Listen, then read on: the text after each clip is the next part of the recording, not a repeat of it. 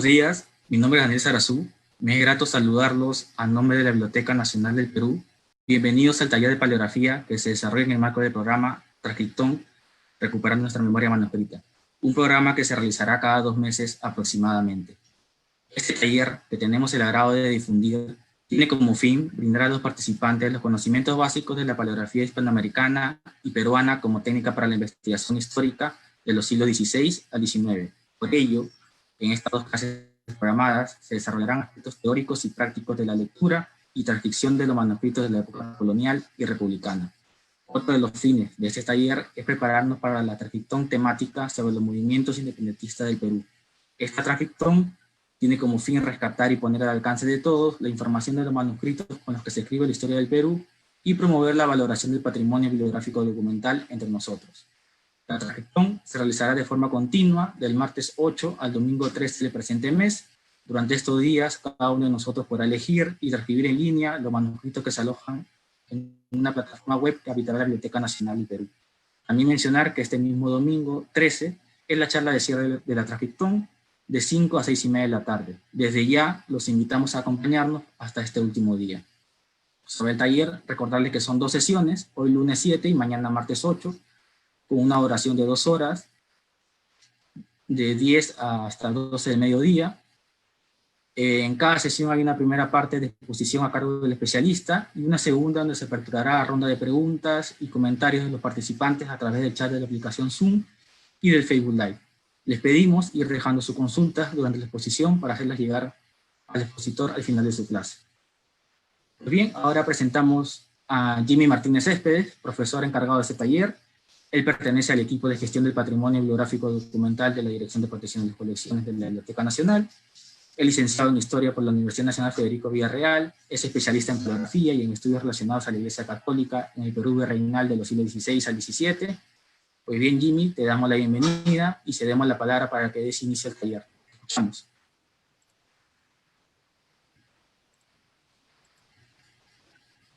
Aló, muy buenos días. Daniel, ¿sí me escuchan bien, pues, no? No hay problema de audio. Sí. Sí, ya. Sí, te escuchamos fuerte y claro. Ante todo, muy buenos días a todos y a todas. Antes de comenzar este taller de paleografía, quiero hacer las disculpas del caso. He tenido unos problemas de conexión de internet que siempre pasa, pues, ¿no? En estos momentos. Menos mal que hemos salido, hemos logrado salir de este problema y ahora nos encontramos en este primer taller y vamos, bueno, a aprovechar el tiempo para poder desarrollar algunos conocimientos básicos de la paleografía y sobre todo el aspecto de la práctica, que es lo que nosotros vamos a reforzar en estas 2 sesiones, que comienza hoy y termina mañana.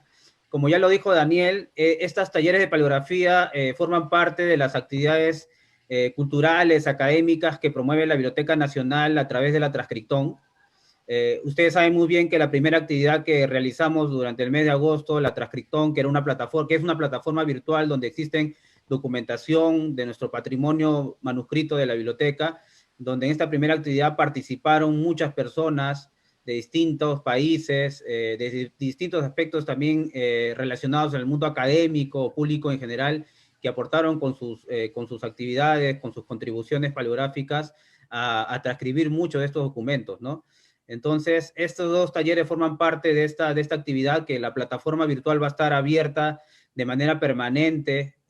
Ustedes pueden acceder en cualquier día del año para poder participar con sus transcripciones, pero cada 2 meses vamos a realizar una transcripción temática relacionado mucho al mes en la cual se va a realizar. En este mes de diciembre, conmemorando la batalla de Ayacucho, de 9 de diciembre de 1824, vamos a realizar una transcripción temática donde vamos a alojar muchos documentos relacionados al tema de la independencia, desde la época de Túpac Amaru hasta 1824, donde muchos de ustedes van a poder leer, van a poder aprender un poco de nuestro pasado y van a poder contribuir con su aporte a la transcripción documental. Entonces, es así que estos talleres forman parte de estas actividades. Vale también recordar a todos ustedes que en esta la primera actividad que realizamos, hicimos 4 sesiones de paleografía donde se habló de manera general sobre el conocimiento de la paleografía, sobre los tipos de letras, sobre las abreviaturas y las normas de transcripción, que como ustedes saben, estos están colgados en la página de la biblioteca de YouTube. Ustedes pueden descargarlo. A muchos de ustedes, cuando se le ha confirmado su aceptación de las inscripciones, se le ha adjuntado estos links. Entonces, para poder variar un poco de lo que nosotros o vamos a realizar en estas 2 sesiones, vamos a realizar pues primero un conocimiento general de la paleografía para todos aquellos que quizás no pudieron participar de la primera actividad, y la segunda clase de mañana, que vamos a hablar de manera general un poco de lo que yo pienso que es necesario hablar de la historia de la paleografía en el Perú, que quizás va a ser una especie de modelo y puede servir como una especie de aporte, de contribución de los paleógrafos peruanos en la recuperación de nuestro manuscrito, nuestro patrimonio manuscrito, y también pueden servir de modelo para muchos colegas extranjeros, ¿no? Para que ellos puedan realizar un tipo de trabajo donde se rescate el papel de la paleografía, cuyo objetivo no solamente es la transcripción documental, sino también cuyo objetivo involucra el tema de la archivística, el tema de la literatura, el tema de la lingüística y otros aspectos más. Entonces, en esta sesión, de manera muy general, vamos a hablar solo de la paleografía, de la importancia y de cómo este tipo de escrituras llegados con la conquista van a tomar sus propias particularidades con la llegada de los españoles y a partir de la relación y vínculo que va a establecer con las lenguas aborígenes. Entonces vamos a compartir unas diapositivas para poder explicarlo.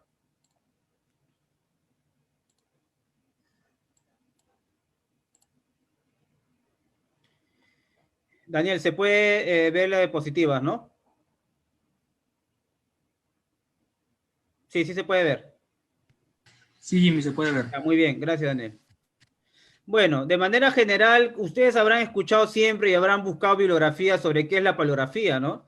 Y creo que la definición más general, quizás la que muchos nosotros conocemos, es aquella ciencia o conocimiento que estudia las escrituras antiguas, ¿no? A través del pasado, ¿no? Pero el concepto de paleografía ha evolucionado, ha cambiado tanto, así como el concepto de la archivística, donde la paleografía ya no solo se encarga del estudio de la escritura antigua, sino también sobre el origen y evolución de esta escritura a través del tiempo. Y cuando hablamos de paleografía estamos estudiando obviamente a la escritura, pero para el caso que nosotros nos involucra, nos interesa, vamos a tratar solamente sobre la paleografía escrita en idioma castellano. Pero para entender un poco de lo que es la paleografía, quizás uno de ustedes tienen capaz conocimientos muy generales sobre la ciencia de la paleografía. Podremos decir entonces que la paleografía no solo es la ciencia que estudia las escrituras antiguas, sino que también es aquella que estudia el origen y evolución de la escritura a través del tiempo. Es aquella que te da las herramientas, te da los conocimientos previos para poder adentrarse a leer escrituras donde ya no es muy común leer, no es muy común entender, porque la paleografía no solo involucra el tema de la transcripción, de la lectura, sino también que involucra el tema de la interpretación, del análisis, de la comprensión, de cómo la escritura o cómo la palabra ha ido evolucionando a través del tiempo. Es así que esta palabra de la paleografía proviene de 2 voces griegas, que es paleos antiguo y grafén escribir, que en conclusión, como ya le dije, es el estudio de las escrituras antiguas, pero hay que añadirle este concepto más, un concepto moderno que producto de los avances de la paleografía en los últimos años que es aquella que estudia el origen y evolución de las escrituras a través del tiempo. Es como siempre yo hago la pregunta muy general a todos mis alumnos, a los que yo he dictado curso de paleografía, es siempre preguntarle la palabra granjería, ¿no? Para entender un poco de la importancia de la paleografía, porque para estudiar paleografía no solamente es entender, conocer este tipo de escrituras, sino también entender conocer un poco sobre instituciones coloniales, conocer un poco también del tipo de escritura que existieron en cada época, conocer conceptos, conocer palabras, conocer personajes, que te permita dar pues un conocimiento general de la ciencia paleográfica. Y es como la palabra granjería. Granjería, ¿qué significa hoy en día para el siglo XXI? Quizás puede estar entendido como un espacio donde se cría, donde se tiene, en este caso, cuidado, pues un grupo de animales. Pero para la época colonial, granjería significaba el beneficio, la ganancia que obtenía una persona a partir de un negocio, a partir de una actividad económica. Cuando el tercer concilio limense ordenaba a los curas y decía de que no podían tener tratos y granjerías en sus doctrinas, quería decir que el doctrinero solo se dedique a la actividad laboral y no se dedique solo a la actividad económica. Como ustedes saben, muchos de los párrocos en la época colonial se dedicaron paralelamente a su labor pastoral, también a su labor económica. Ahora, entre los iniciadores de la paleografía, como uno ustedes pueden conocer, quizás ya tienen conocimiento muy general, fue Jean Mabillon, que va a ser el primero en el año de 1681 a partir de su libro La Red Diplomática Libre, donde él va a utilizar la paleografía para entender o para conocer un poco sobre la diplomática. Por eso que la diplomática está muy relacionado con la paleografía, porque es a partir de la diplomática, que es la ciencia, el estudio de los documentos, donde a partir de esta ciencia, donde Jean Mabillon va a utilizar sus conocimientos sobre la grafía antigua para comprobar la autenticidad y falsedad de unos documentos merovingios que se estaban cuestionando para el siglo XVII. Es así que Jean Mabillon va a establecer los primeros parámetros, los primeros, la estructura de los tipos de escrituras que existieron en Europa. Y a partir de esas diferencias entre la escritura griega, romana, medieval, va a establecer las características particulares que tuvo esta escritura y a partir de estas, él va a comprobar la autenticidad y falsedad de los documentos merovingios. Así que este libro va a ser muy importante porque no solo es el iniciador de la diplomática, sino también que da inicio a la paleografía. Pero el primer personaje, el primer académico, que es sacerdote, no hay que olvidar que para esta época la iglesia va a tener el control de los centros universitarios, muchos de sus egresados van a ser sacerdotes, van a tener el control de la educación, de la actividad académica, entonces ellos van a ser los principales estudiosos, y él va a ser el primero, Bernard de Montfaucon, que va a hacer el primer libro que va a ser titulado o donde se va a utilizar la palabra paleografía, como es la paleografía griega.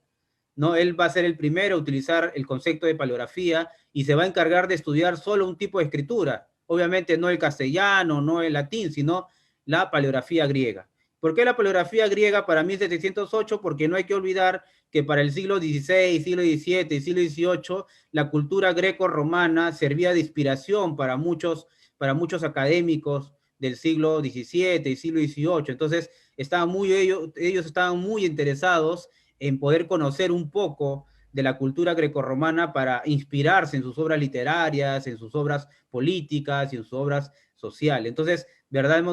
Montfaucon es muy importante porque va a ser el primero en utilizar el concepto de paleografía y es el primero en estudiar la paleografía griega. Entre las definiciones paleografías de concepto de paleografía de manera moderna, hay que destacar a dos personajes que sentaron la base de la paleografía moderna. Inclusive muchos de los paleógrafos, tantos latinoamericanos, peruanos y otras partes del extranjero, para el estudio de la paleografía en el castellano, van a tomar mucho en cuenta el aporte de estos señores, de Agustín Millares Carlos, que es pues un gran conocedor de la paleografía y de la archivística en España, ¿no? Son ellos los que van a sentar el conocimiento de la paleografía moderna y está muy relacionado obviamente a los avatares académicos, científicos que está sucediendo en Europa. No hay que olvidar que para esos años todavía la existencia de la conformación de Estados-naciones va a llevar pues al origen y formación de instituciones de archivo, fundación de instituciones de historia, donde la necesidad importante es transcribir documentos, recuperar la memoria manuscrita y de que esta transcripción de documentos sirva para escribir la historia nacional.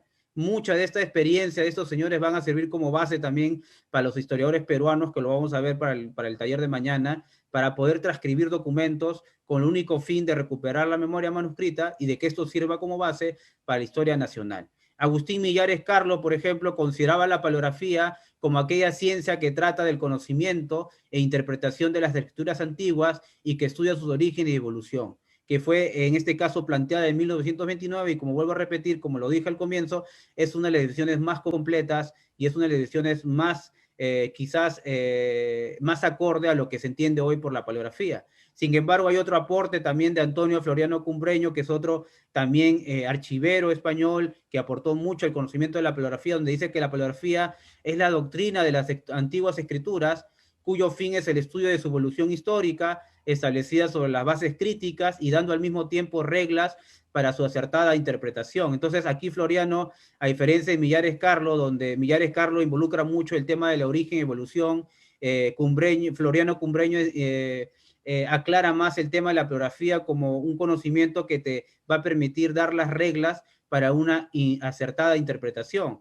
Porque para hacer paleografía o para estudiarla o para practicarla, no solo se requiere de un conocimiento general de su lectura, sino también que es necesario conocer la época, el contexto histórico en este caso, la presencia de instituciones, la presencia de personajes, de las palabras y de su significado que existen en cada época. Entonces, es muy importante, sin lugar a duda, estas dos definiciones y creo que son las que más se ajustan hoy en día por lo que nosotros entendemos por paleografía. Y ustedes pueden encontrar al margen, creo, los dos libros importantes de estos dos señores y que es necesario, son de consulta obligatoria para muchos de nosotros que somos de Perú y quizás de otras partes de Latinoamérica. Son estos dos libros de consulta que nos han permitido a muchos de nosotros aprender un poco del conocimiento de la paleografía. Lo que sí nos falta a nosotros, para el caso quizás peruano, es hacer un estudio de la paleografía peruana. Y es lo que quizás yo quiero presentar en estos breves minutos, ¿no? Se conoce mucho de la paleografía hispanoamericana de manera general, se conoce mucho de la paleografía española, en la cual muchos de nosotros hemos bebido de esos conocimientos, pero se desconoce mucho de lo que significa la paleografía peruana. Cuáles son los tipos de letras que existen, cuáles son las particularidades que se desarrollan en cada época o en cada pueblo, cuáles son los actores que están escribiendo. Otra cosa es el tipo de escritura que escriben los españoles, los mestizos, o algunos esclavos libres, en este caso algunos afrodescendientes, que luego de obtener la libertad se dedicaron a otros tipos de oficios y aprendieron de manera autodidacta también el manejo de la escritura. La presencia de los indios ladinos o indios letrados de los pueblos rurales, donde también ellos tienen un manejo de la escritura. O sea, ese tipo de paleografía, donde involucra un tipo de técnica, abreviaturas, ese tipo de paleografía todavía no se ha estudiado en el Perú. Y quizás para otros países aún no, y a otros sí. Yo creo que para el caso de México creo que se ha trabajado mucho ese tema. Entonces, en resumen, podríamos decir entonces que la paleografía estudia la evolución de la escritura, te da las técnicas necesarias para una correcta interpretación y se interesa mucho por el contexto histórico en el cual ha sido generado esta documentación y sobre todo analiza el resultado de ese escrito. ¿Para quién fue escrito? ¿Con qué objetivo? ¿En qué época? ¿En qué lugar se escribió?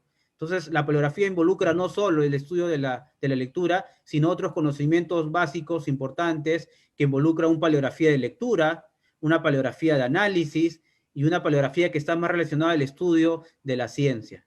Muchos de nosotros quizás nos dedicamos a la paleografía de lectura nada más. Somos muy expertos, somos muy expertos en la lectura de escrituras antiguas, pero muy poco capaz nos interesa la paleografía de análisis, porque la paleografía de análisis ya no involucra solo transcribir, no solamente conocer los tipos de letras, sino que involucra también otros aspectos más relacionados de por qué fue escrito este documento.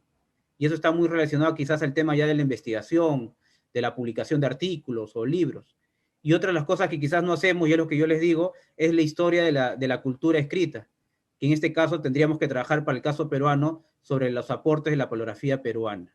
Y obviamente la paleografía también se enriquece, porque vuelvo a repetir, la escritura es un producto cultural, ha sido creado en una sociedad, y como una creación cultural involucra también a los actores sociales que han sido los actores que han creado esta escritura. Y estos actores sociales forman parte de una sociedad, y en una sociedad hay aspectos culturales, académicos, religiosos, y por eso que la paleografía necesita de los aportes de otras disciplinas más como la historia, la filología, la codicología, la diplomática. Ahora, cuando hablamos de la historia de la historia de la escritura hispanoamericana, hay que destacar mucho la presencia de la escritura española, y que con la conquista española, en este caso para el continente americano, van a llegar unos tipos de letras, y muchas de ellas van a llegar de manera paralela. No es que primero llegó una letra y luego llegó otra, no. Todas estas letras que ustedes pueden ver como la cortesana, la procesal y su derivado como la procesal encadenada y la bastardía, van a llegar a la misma época que con la conquista española. Obviamente que las características van a ser totalmente distintas, como lo vamos a ver ahora. Entonces, esos son los tipos de escrituras que llegaron a América, y vuelvo a repetir, cada una de ellas van a tomar sus propias características a través del contacto que va a establecer con las lenguas aborígenes en cada región, no solamente de Perú, sino también de América en general. España, ustedes tienen que entender que estamos hablando del siglo XV, siglo XVI. España no existía como un Estado-nación como ahora nosotros lo entendemos, era un conjunto de reinos, no es un conjunto de reinos donde España ha pasado por 800 años de dominación árabe, Entonces, están constantemente enfrentándose a nivel político, a nivel religioso, pero hay un reino, Castilla y León, que va a establecer pues, los parámetros y las pautas y lo que van a aglutinar lo que ahora conocemos como España, ¿no? Y donde se va a involucrar mucho el tema del vínculo matrimonial entre la corona de Castilla y Aragón en los famosos reyes católicos. Entonces, estamos en esta época donde se producen los grandes descubrimientos, la conquista en América, y donde se va, pues, ¿no? Ahí va a aparecer Nebrija con la elaboración de la gramática española, la primera gramática que se escribe en lengua castellana y que va a ser muy importante para los posteriores estudios. Una de las cosas que siempre digo a mis alumnos es que para esta época no existía la RAE. La RAE todavía, la Real Academia Española se crea en el siglo XVIII. En esta época el castellano todavía está en construcción, todavía no hay normas ortográficas, todavía no hay parámetros donde se establece cómo se debe escribir de manera correcta o no. Entonces, por lo tanto, hay cierta libertad por parte de las personas que están escribiendo, utilizando el idioma castellano, de poder escribir de distintas formas a nivel gráfico, del manejo de los trazos. Entonces, eso es una de las cosas que ustedes tienen que saber cuando uno inicia en el conocimiento de la paleografía, que no hay normas todavía de cómo se debe escribir el castellano para esta época, no existe la RAE, entonces hay cierta libertad. Por eso que a Cervantes, a Lope de Vega se le considera pues como los máximos exponentes de la escritura castellana y los que van a sentar el idioma, porque precisamente van a dar los conocimientos básicos de cómo debería ser pues elaborado, compuesto, escrito el idioma. Entonces, para esta época todavía no había normas ortográficas netamente establecidas, ¿ya? Y para esta época también ustedes tienen que ver que las personas que llegan con la conquista, en su mayoría no eran personas académicas, procedentes de centros universitarios, mucha gente era gente del pueblo, que habían aprendido el castellano de manera práctica. Ustedes imagínense a los notarios que llegan con los conquistadores. Para ser notario no necesitas ser pues procedente o egresado de una universidad para la época, porque el oficio de escribano se compraba y el oficio de escribano lo podías practicar, lo podías aprender como un oficio manual, pero no era una carrera o profesional como ahora nosotros lo entendemos. Entonces muchas de estas personas no eran pues académicas y por lo tanto el tipo de grafía era totalmente distinta. Hay que hablar sobre la letra cortesana. Y la letra cortesana que comienza a utilizarse en España ya en la segunda mitad del siglo XIV, llegando a su apogeo en el siglo XV. Se le dio este nombre porque fue utilizada principalmente en las cortes. Es regular, es bien formada, de aspecto un tanto caligráfico, pequeña y de trazado parejo con predominancia de las abreviaturas y ligaduras. Esta letra cortesana, como su propio nombre dice, se utiliza solamente en las cortes de España. Obviamente, los grandes consejeros, los grandes asesores, las personas que están alrededor del rey, van a establecer los parámetros para que las personas que dirijan un documento a la autoridad real sea un documento que cumplan con ciertos números de líneas y que estén bien escrito y bien entendible para la lectura de estos funcionarios. Porque estos funcionarios cada día, como toda institución, generaba documentación, le llegaba documentación sobre distintos temas y no podían, pues, no demorarse mucho en leer una escritura donde era bien complicado leerlas. Por eso que esta letra cortesana se utilizaba mucho, como vuelvo a repetir, en las cortes. Por eso que cuando ustedes van al Archivo General de Indias, quizás muchos de ustedes conocen el Archivo General de Indias, van a encontrar que en su mayoría la documentación que existe en ese archivo, porque eran procedentes del Consejo Real de Indias, van a encontrar escrituras bien escritas, bien hechas, a pesar de su antigüedad. Es porque, vuelvo a repetir, muchos de estos documentos que eran dirigidos a las cortes tenían que estar bien escritas. Imagínense un poco las probanzas que mandaban los españoles o los españoles al llegar a España para justificar el aporte que ellos tuvieron durante la conquista. Un tipo de letra, por ejemplo, esta es la letra cortesana, es un documento que está en la Biblioteca Nacional de Lima de 1557, firmado por el virrey Hurtado de Mendoza, donde se le está, es una provisión donde el virrey está ordenando de que la orden franciscana goce del apoyo de 3 indios mitayos para que trabajen sus haciendas que se encontraban en la ciudad de Lima. Entonces miren la letra, bien escrita, bien trabajada, bien elaborada, una letra que todavía es bien entendible, ¿no? Está bien diferenciada, una palabra sobre otra, ¿no? Un verbo sobre otro, entonces no hay mucha dificultad al momento de leerla. Muy distinto con la letra procesal, que su mismo nombre dice, se utiliza solamente para los juicios, se utiliza solamente para el tema judicial, para el tema legal, para el tema de los procesos judiciales, de los tribunales civiles y eclesiásticos. Esta letra procesal es muy común para cuando leemos nosotros los documentos relacionados a los protocolos notariales y a los documentos, vuelvo a repetir, judiciales. Es una época donde cada persona tenía pues que escribir en este contexto de proceso judicial. Ustedes imagínense por un momento cuando los escribanos están recogiendo los testimonios de las personas en una época donde no había los medios quizás informáticos que ahora existen, ¿no? Donde uno puede grabar una sesión del pleno, pero para esta época los escribanos tenían que copiar, escribir de manera muy rápida para poder acelerar la letra, utilizando muchas abreviaturas, y donde la letra era muy, pero muy complicada por la diversidad que podía tener esta, por el apuro mismo de poder escribirla. Y eso lo vamos a ver mayormente en las escrituras públicas y lo vamos a ver mayormente, vuelvo a repetir, en los procesos judiciales. Esto se caracteriza en este caso porque es una escritura eminentemente cursiva, permitiendo a los escribientes gran libertad en el trazado, lo que más adelante va a provocar la degeneración de la letra. Entonces, inclusive este tipo de letra es un poco bien complicada porque una misma consonante puede tener distintas formas de trazo. Entonces hay cierta libertad al momento de escribir, entonces hay que tener mucho cuidado. Para este caso yo siempre digo a mis alumnos que una de las cosas que siempre recomiendo es que deben utilizar el sistema comparativo para poder entender y diferenciar una letra o consonante sobre otra. Por ejemplo, miren este documento de 1535, la ciudad de Lima. Es una carta poder del licenciado Gaspar de Espinosa a Juan de Espinosa ante Francisco Pinto. Es un documento muy importante. Es una escritura de las más antiguas que tiene la biblioteca sobre la conquista peruana, uno de los primeros documentos que va a estar, es de mayo de 1535. O sea, 3 o 4 meses después que la ciudad de Lima se había fundado. Y es una de las escrituras, vuelvo a repetir, más antigua, que está al mismo nivel que el protocolo notarial o ambulante que existe en el Archivo General del Perú. Es una carta poder donde el mismo Gaspar de Espinosa, quizás ustedes conocen por historia quién fue Gaspar de Espinosa, es el famoso comerciante asentado en Panamá que va a financiar la conquista peruana, es el que va a financiar los viajes de Pizarro, de Hernando de Luque, de Diego de Almagro. Es un documento que está en la Biblioteca Nacional y vuelvo a repetir, es una de las escrituras más antiguas de la ciudad de Lima. Hasta ahora es lo que se ha encontrado.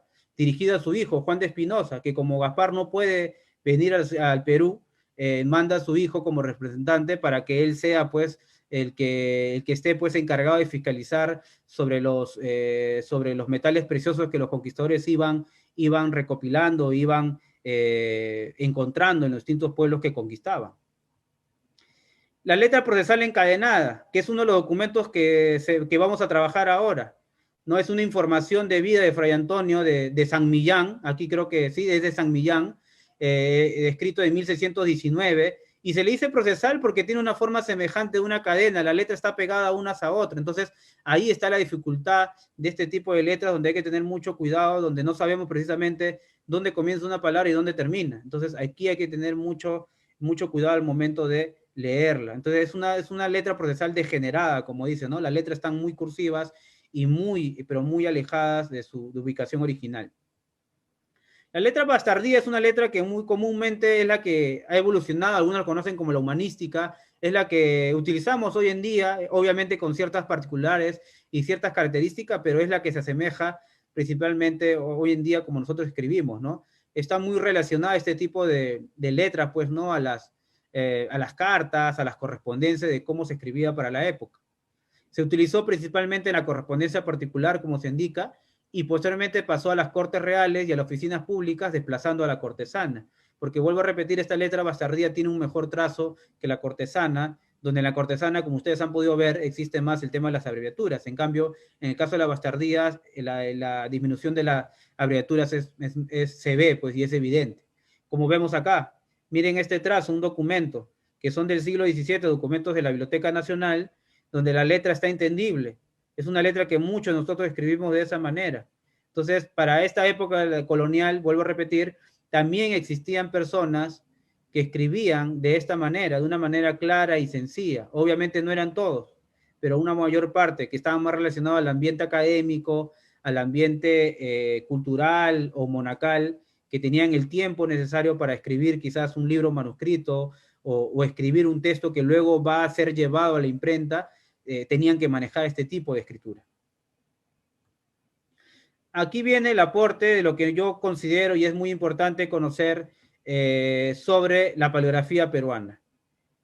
Y en este caso yo llamo el castellano andino, ¿no? A partir de los estudios filológicos y lingüistas que han estudiado sobre el castellano que llegó a los Andes, que llegó al Perú. Y quizás esto se puede relacionar mucho con lo que está pasando en Bolivia, quizás en Ecuador, ¿no?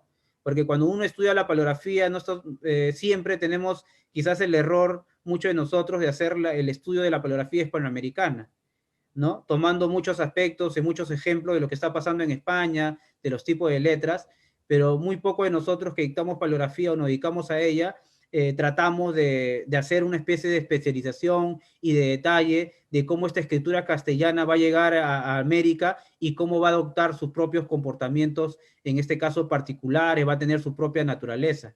Y en este caso, cuando hacemos del castellano, vamos a hablar un poco del castellano andino, de la paleografía peruana, cuando nos referimos a los indios ladinos y su aporte al castellano andino, ¿no? Que eran indios bilingües, que sabían hablar y escribir el castellano. Muchos de estos indios tuvieron acceso a la cultura, a la educación, como el caso de los curacas, que fueron educados, y muchos de ellos fueron, en este caso, aprendieron la escritura de manera práctica, oyendo a los curas, a los párrocos. Uno de ellos fue, por ejemplo, Guamampoma de Ayala. En la crónica de Buen Gobierno, él da a entender, y lo dice de manera evidente, que había aprendido, ¿no? Con ayuda de los sacerdotes, había aprendido a leer y a escribir el castellano, ¿no? Encontramos ahí también a los alcaldes, a los escribanos, a los mismos asistentes de doctrinas, que es un sector de la sociedad andina que no se ha trabajado hoy en día, y quizás para el caso peruano existen muy pocos estudios sobre los asistentes de doctrina, que son los indios auxiliares que colaboran con los curas en el tema de la evangelización. Ahí encontramos a los fiscales, ahí encontramos a los coristas, ahí encontramos a los sacristanes, que son personas muy importantes y que son los personajes que hacen de que la organización y funcionamiento de las doctrinas funcionen. O sea, ¿qué hubiera sido el doctrinero sin el apoyo de estos asistentes de doctrina? ¿Quién se hubiera encargado del tema de la evangelización? Porque ellos también se van a encargar de convocar a la gente para ser evangelizados. Y además, muchos de los procesos de extirpación de idolatrías van a ser denunciados no precisamente por los curas, sino por estos asistentes de doctrinas que van a denunciar de la existencia de cultos, en este caso idolátricos, a los curas, de la existencia de esto en sus pueblos. Entonces, muchos de ellos se dedicaron como intérpretes, copistas, escritores, y también fueron grandes litigantes, conocieron la legislación canónica y civil, y eso lo supieron aprovechar para ir a los tribunales civiles o eclesiásticos. Entonces, hay que leer, hay que conocer a estos personajes, no para el caso peruano no solo, sino para lo que está pasando en América. Pienso yo, que a estudiar a estos personajes de indios ladinos y de otros actores sociales más que existieron en la sociedad colonial americana, vamos a entender un poco sobre las particularidades que el castellano va a tener en cada una de estas regiones. Y quizás ahí vamos quizás ir construyendo poco a poco lo que es la paleografía, en este caso peruana, y de manera general, tomando en cuenta los impulsos de otros estudios de otros países, el castellano que se implantó en América, y ya no hablar solo del castellano hispanoamericano. Bueno, esto en realidad es de manera muy general lo que yo he querido presentarles, ¿no? Sobre la paleografía hispanoamericana y sobre la paleografía peruana, que vuelvo a repetir, para complementar más esto, ustedes tienen los 4 links, ¿no? Que se le han enviado de las 4 sesiones y pueden ir repasando y complementando mucho de esta información. Pero yo en mi caso solamente quería dar algo muy general para entender un poco de lo que vamos a hacer nosotros ahora. Entonces, en la primera clase del primer link, por ejemplo, ahí se habló de manera general sobre los tipos de letras que existieron en América y un conjunto de trazos que nos sirven a nosotros para la correcta lectura.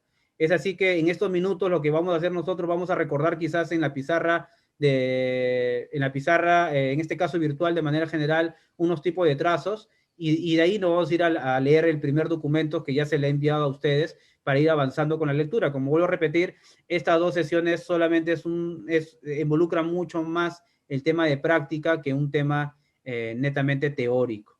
Ya, muy bien. Vamos a trabajar. Daniel, ¿se puede ver esta lámina, no?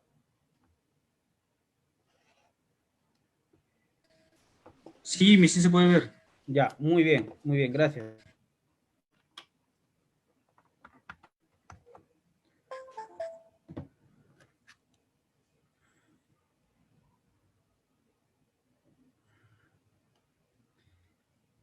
¿La pizarra blanca también, Daniel?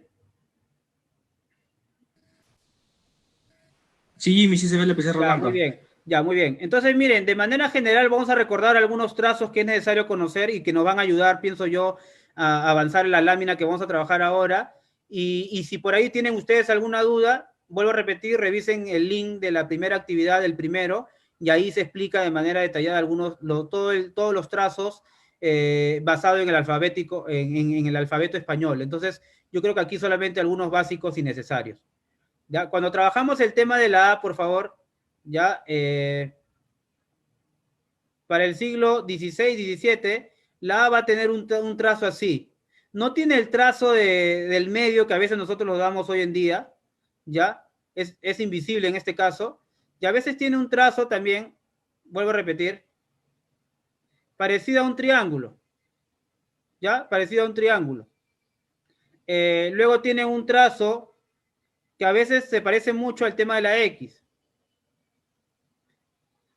y eso lo vamos a ver luego con los ejemplos, ¿no? A veces también tiene un trazo parecido así, pero el más común de todas las A para el siglo XVI y XVII va a ser esta A de acá. Una A que yo llamo de manera práctica una A abierta, porque no está cerrada. La A cerrada es la A del siglo XXI, pues no la que nosotros trabajamos hoy en día. ¿Ya? La B, muchos de nosotros lo conocemos, pero el trazo que tiene la B para el siglo XVI y XVII, para la época colonial, tiene un trazo parecido a una C de casa. Entonces hay que tener mucho cuidado. Y a veces tiene un trazo parecido a un número 6, que van a hacerlo, pues en este caso, las B más comunes. ¿Ya? Otro de los trazos que hay que conocer también, en el caso de la C yo creo que no hay problema, aunque quizás la única, pienso yo, que hay que aclarar, y lo vamos a poner mejor acá para no tener dudas. A ver, un momento.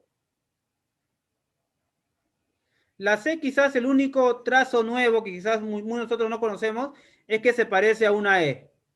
Ahora, ¿por qué a una E? Porque como los escribanos escriben de manera corrida, a veces como vienen de un trazo anterior, jalan de un trazo anterior y para dar la C dan una vuelta y obviamente dan la forma, dan la forma de un número E, diré de una letra E. Pero porque si tú ves el trazo, si tú sacas el trazo de la E que estoy poniendo en puntos, sería la C. Pero como viene de un trazo anterior, le dan la forma de una E. Entonces hay que tener mucho cuidado, ¿ya? Luego viene la D, que es muy común, ya que es una D abierta, siempre lo digo así, una D cerrada, y luego una D hacia arriba, que es una D con sombrero.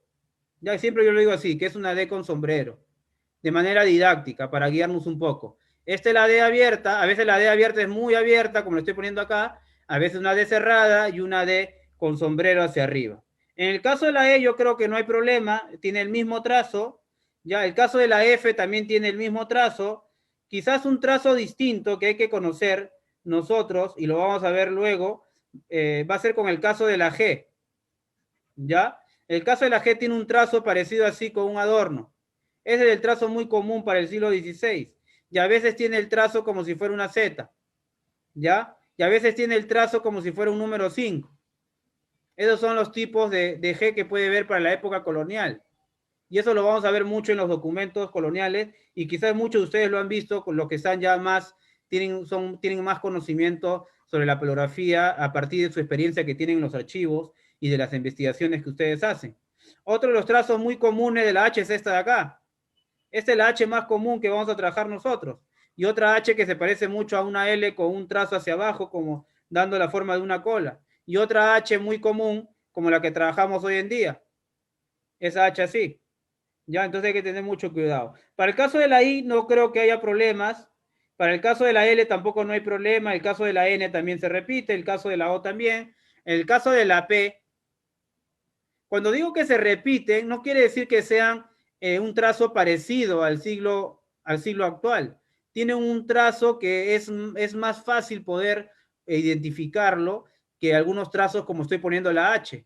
Esta primera H, por ejemplo, sería muy difícil identificarlo si uno no está en constante práctica, ¿ya? El caso de la P, por ejemplo, siempre yo hablo, esta es una P cerrada y una P, y en este caso una P abierta, sí.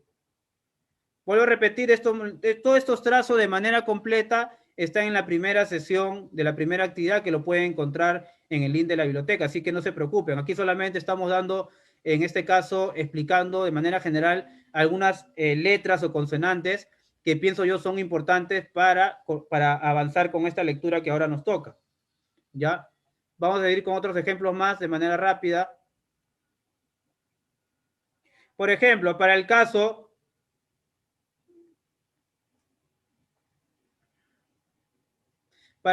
por ejemplo, de esta Q, ¿no? Que nosotros conocemos, ¿ya? A veces este trazo, miren este trazo, ¿no? Que está abreviado. A veces lo trabajamos así. A veces tiene un trazo así, que está abreviado. Este es la que, ya no se olvide. Este es la que lo vamos a ver luego a través de los ejemplos. No se preocupen, ¿ya? En el caso de la R, ya, el caso de la R sí hay que tener mucho cuidado, porque sí, este es un trazo que a veces muchos de nosotros nos va a costar entender. Tiene un trazo parecido a una Z, tiene un trazo parecido a una X, y tiene un trazo parecido a un triángulo que está inverso, con un trazo hacia abajo, y también puede tener un trazo así, que es la doble R. Entonces hay que tener mucho cuidado, ¿ya? El caso de la S puede ser una E, puede ser una E volteada también, puede tener un trazo parecido a una L con cierta cola, una cola que le pone, y luego un trazo así hacia abajo. Eso puede ser la S. Y eso se va a repetir en casi todos los documentos. Quizás para muchos de ustedes se les hace un poco difícil entender que estos trazos se asemejan a cada consonante que yo estoy ubicando. Pero vuelvo a repetir, la práctica va a hacer que esto se vuelva muy común para ustedes. La T, por ejemplo, tiene un trazo que a veces nos cuesta también entender. Solo es una línea recta, nada más. Y algunos es una línea recta con un trazo hacia abajo. Luego hay una línea recta con una vuelta así. Como vienen, vuelvo a repetir, como escriben de corrido y tienen un trazo, entonces bajan la línea recta y le dan una vuelta para dar esta T. Una T que tiene una cola parecida a una E. ¿Ya? Muy bien. Para terminar, hay algunos trazos que tenemos que conocer y son trazos especiales. Cuando ustedes vean una Z, este puede tener 4 valores. J, la I, la Z y la G. Cuando ustedes vean este trazo así, puede ser la S, la L, la H, la P, ¿ya? La S, la L, la H, la P, puede ser la F también y puede ser la G. Ya hay que tener mucho, pero mucho cuidado. Otro de los trazos que es muy común, para no olvidarnos, y que nos van a servir para la lectura de ahora,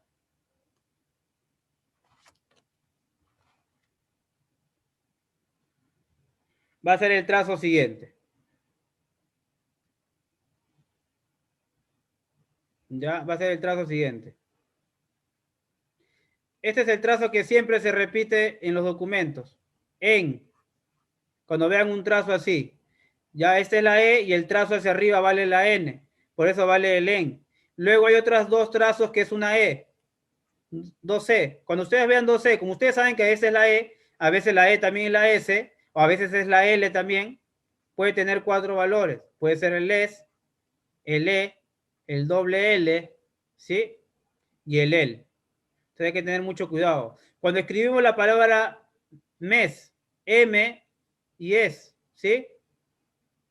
No hay que olvidarse. Ya este trazo es muy, pero muy importante. Entonces, esto, vuelvo a repetir, es de manera muy general, son los trazos más comunes que se repiten para la época colonial y que nos van a servir para la lectura. Pero para mayor detalle, vuelvo a repetir, tienen que revisar el link que ya está colgado en la página. Por ejemplo, un trazo parecido a esto, ¿no? Este trazo ya lo sabemos. La D abierta, que ya lo hemos trabajado. Ahora, miren este trazo de acá, que puede ser la H, la S, la P. Y miren la A, esta A normal, esta A del siglo XVI, que no tiene la A que nosotros a veces le ponemos así. Dicha, abreviatura de dicha. I y C. Se ha abreviado esta. ¿Ya? Muy bien. Entonces, esto, vuelvo a repetir, es de manera muy general, pero muy general de la documentación que nosotros vamos a trabajar ahora. Otra de las cosas que no hay que olvidar cuando nosotros leemos los documentos coloniales es este trazo de acá. ¿Ya? Es este trazo de acá. Es este trazo de acá. Hay un signo especial que nunca deberíamos olvidarnos. Y quizás ustedes ya escucharon de este trazo de acá, que es la famosa cedilla, que puede ser, que es un símbolo, es un signo que mayormente se encuentra abajo de una consonante y que te está indicando un cambio de pronunciación. Entonces, ¿en qué momento las personas de aquella época podían diferenciar, o en qué momento, por ejemplo, esta C, que a veces puede tener el valor de la K, por ejemplo, ¿no? De casa, en qué momento esta C podía tener otro sonido, otro valor de la S? Por ejemplo, conciencia, ¿no? La palabra conciencia que tiene la C. ¿En qué momento, o sea, en qué momento la palabra conciencia, la primera vale como una K y en la segunda vale como una S? Entonces, en la época colonial, para diferenciar la C, si tenía el valor de la K o el valor del sonido de una S, ponían siempre un signo hacia abajo, ya que es la cedilla. ¿Qué es lo que vamos a ver ahora? Miren, la P cerrada, esta es la I, la vocal. Vamos a ver por la A, ¿sí? Este trazo de la doble R, lo voy a poner nuevamente arriba con mejor. Este trazo de la doble R, este trazo de acá vale doble R. Ya tiene la R y tiene la R de acá. Un dato que yo no les había dicho, quizás algunos de ustedes ya saben, que la O para la época colonial no es la O como nosotros lo entendemos hoy en día, que es una O abierta, no. Esta es una O cerrada. Diré, esta es una O abierta, perdón. Esta es una O abierta. En la época colonial, la O era una O abierta, no es una O cerrada como lo estoy poniendo ahorita acá al margen. Esta es la O que nosotros conocemos hoy en día, pero para la época colonial era una O abierta. Entonces, ya tienes pi, ya tienes a, doble R, O. Y acuérdate que la C de casa, esta C de casa o de conciencia de la primera con, puede tener el valor de una E, tiene el trazo de una E. ¿Por qué tiene el valor de una E? Porque como viene de una letra anterior y para dar la vuelta y dar la C, le dan la forma de una E. Entonces, esto sería la C, ¿sí? Aquí está la C. Pero como tiene un signo abajo que te está indicando un cambio de pronunciación, le pones el adorno y ya no sería picarro, ya no sería picarro, sería ahora pizarro. Entonces, la cedilla es aquel signo que te está indicando el cambio de pronunciación de esta letra que nosotros conocemos como la C. Y lo vamos a ver con los ejemplos, así que no se preocupe. Ya saben que los últimos 10 minutos de clase pueden hacer algunas consultas sobre la exposición que estamos haciendo y sobre la lámina, así que no se hagan problema. O también a través de correo se le va a contestar algunas consultas que no vamos a llegar pues a responder todas, así que no se preocupe. Entonces, por favor, yo les agradecería bastante que tengan su lámina a la mano, algunos capaz ya lo han impreso o lo van a trabajar conjuntamente con esta línea ahora, ¿ya? No hay problema. A ver, cuando ustedes lean un documento, observen algo que es muy importante. El signo. Este es un símbolo que nosotros a nivel diplomático llamamos como el crismón. El crismón es una cruz y te está indicando algo, la invocación a Cristo, ¿no? Siempre en una sociedad católica, una sociedad religiosa como la colonial, la invocación a Cristo era muy importante, porque todo lo que tú vas a decir en este documento va a ser en nombre de Él, y por lo tanto todo lo que vas a poner tiene que ser verdadero. Entonces es el crismón, invocación a Cristo. Y luego todo documento tiene una numeración. La mayor parte de los documentos coloniales tienen numeración, están numerados. Ya, y eso es muy importante destacar. Pero cuando ustedes vean el documento, tienen que ver si es una foliación original o es una foliación artificial. Entonces, si es una foliación original, entonces tú puedes poner folio, ¿sí? 153. ¿Ya? Ahora, pero si tú notas que es una numeración moderna que el archivero le ha dado, entonces como es un número artificial, no es original, le tienes que poner entre corchetes porque es un número artificial, no es un número que está en el original. Ahora, usted me dirá, profesor, y cuando no hay nada, ¿qué ponemos? Entonces, entre corchete también le pones un número artificial. Si este es el primer documento, entonces le pones el número 1 y entre corchete le pones folio 1, porque hay algunos documentos que no están foliados. Entonces, para que cuando tú publiques una transcripción y la persona que te va a leer te entienda, para que ellos te entiendan, tú tienes entonces que poner de manera artificial un número para que puedan identificar en qué folio comienza y en qué parte termina ese folio. Entonces es muy importante porque cuando uno cita una investigación científica, tiene que citar los números de folio de dónde está recogiendo la información del documento. Y así un próximo investigador va a tener que comprobar si lo que tú estás citando para argumentar tu hipótesis se basa en un hecho real o es un invento tuyo. Entonces hay que tener mucho cuidado. ¿Ya? Ahora, las notas al margen, aquí hay una abreviatura, ¿ya? Siempre está acá. Miren la T, ¿sí? Miren, y arriba hay una O.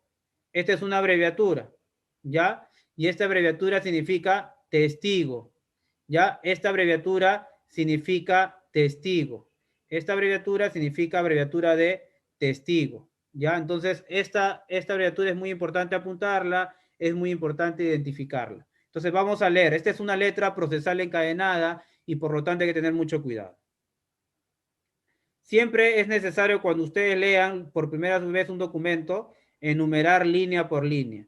Usted me dirá, profesor, y cuando publique mi transcripción lo hago línea por línea. No, no es necesario. Lo puede hacer de corrido. Aquí solamente lo estamos haciendo de manera didáctica, de manera solamente académica para avanzar los números de línea, ¿no? Pero no es necesario hacerlo línea por línea. Yo para el caso de mis alumnos, los talleres que yo dicto, siempre les digo que enumeren para que esto sea un poco más didáctico, para poder indicarle en qué línea estamos. Ya, vamos a leer la primera. Esta es la E y esta es la N. Ahora, aquí hay una forma de la E que hay que tener mucho cuidado. Esta es la E, por ejemplo, que nosotros conocemos.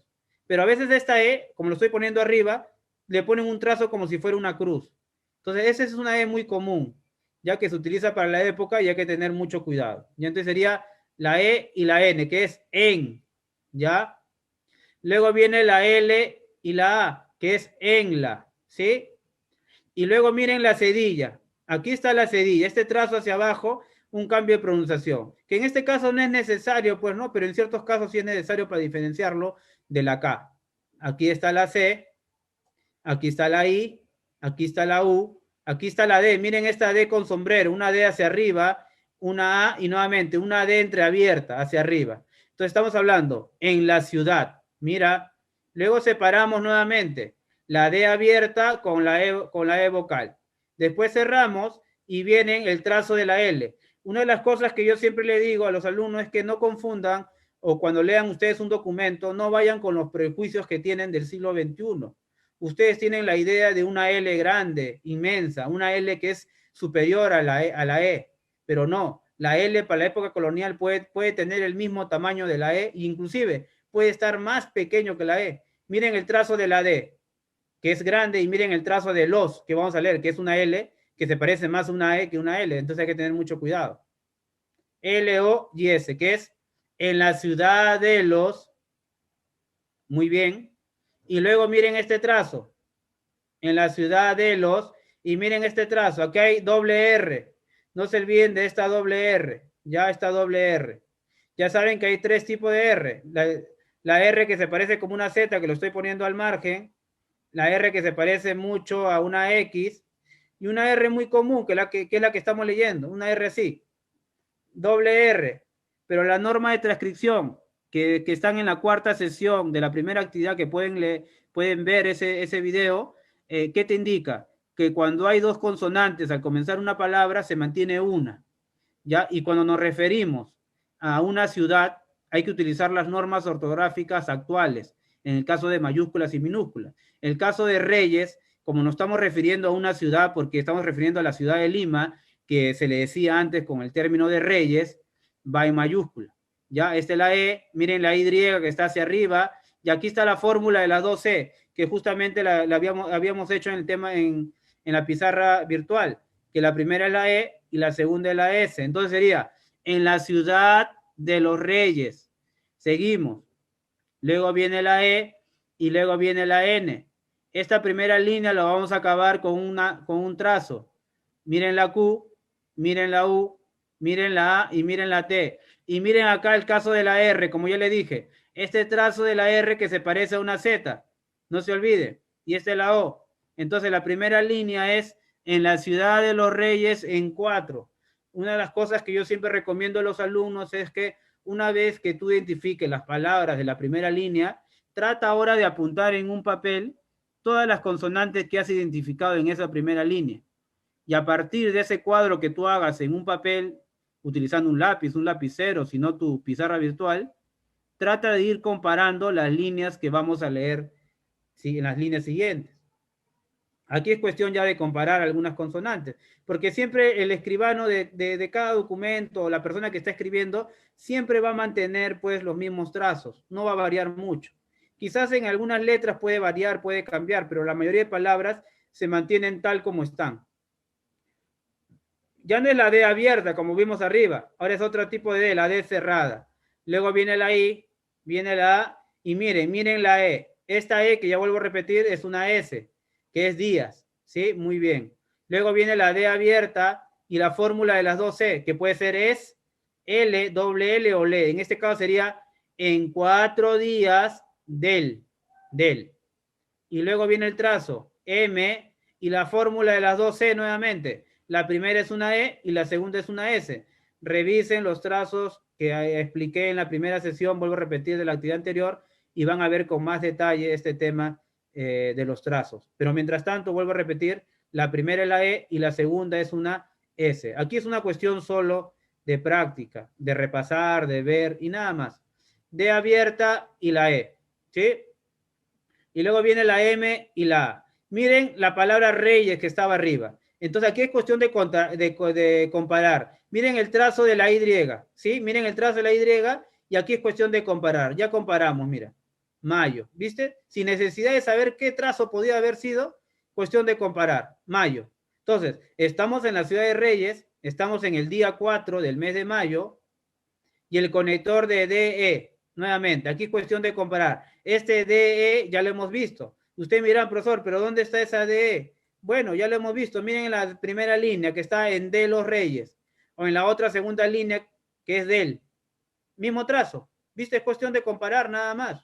Aquí no es cuestión de inventar o estar, en este caso, complicándose en buscar qué podría ser. Aquí es cuestión de comparar. La I y la doble L. Ya saben que solo se mantiene una sola consonante. Ya no se repiten las dos, solamente una. Tanto para el comenzar o para lo que está al final, se mantiene solamente una. Entonces, mayo de 1000. Tercera línea. La tercera línea, por favor. Ya hay que decirle, a ver, vamos a ir leyendo. La tercera línea que es de 1000E, ya, de 1000E. Y miren la S, la E, la I, la S. Y miren la cedilla nuevamente. Cedilla, la I, la E, la N, la T, la O y la S. Ustedes miran, profesor, pero en este número que estamos leyendo que dice 600, yo no necesidad de poner cedilla porque uno supone que tiene el sonido de la S. Sí, tienes mucha razón. Pero a veces lo pone igual, ¿no? Igual lo pone. Igual hay que poner la cedilla. Ahora, este trazo de la S, ustedes miran, profesor, pero yo no veo 600. En la segunda de 6 sí veo la S. Está clara esta S. Entonces vamos a recordarnos un poco en la pizarra virtual. Ya vamos a recordarnos un poco en la pizarra virtual. Ya. Esta S de acá, por favor. Esta S de acá. ¿Sí? A veces, vuelvo a repetir, puede ser una E y puede tener este trazo. Pero obviamente estos son modelos. La S que estamos leyendo está una S así. Por eso que no se ve muy bien. ¿Ya?